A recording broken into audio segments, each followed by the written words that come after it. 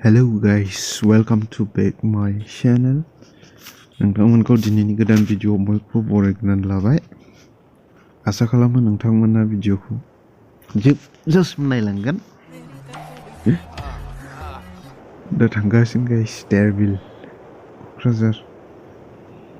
क'क्राझार धेर बिल नायलांबाय था गाइस भिडिअखौ।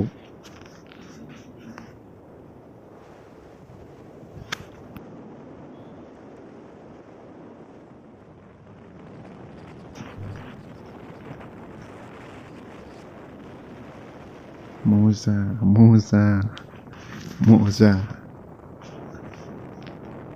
वाव जास्ट वाव निश्चय बरिया नुदों। वाव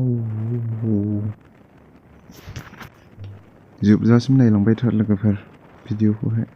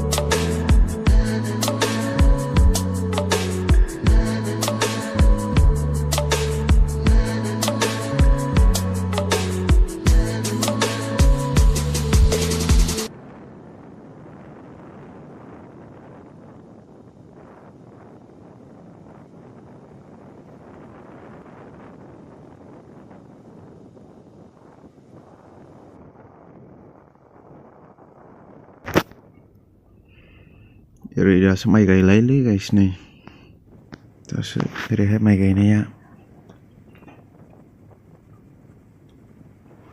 उनथार।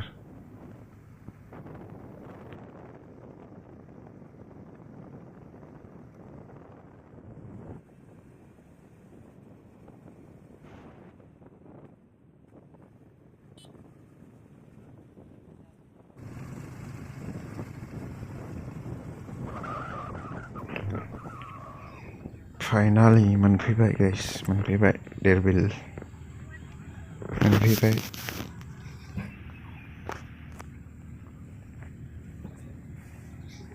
नायदो नै नायदो एसे नायदो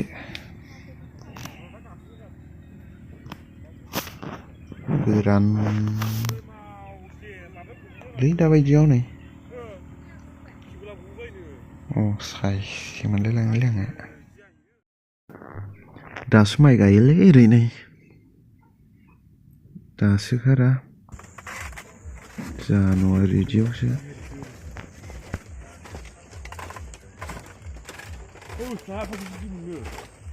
आयौ नै बिदि मोनो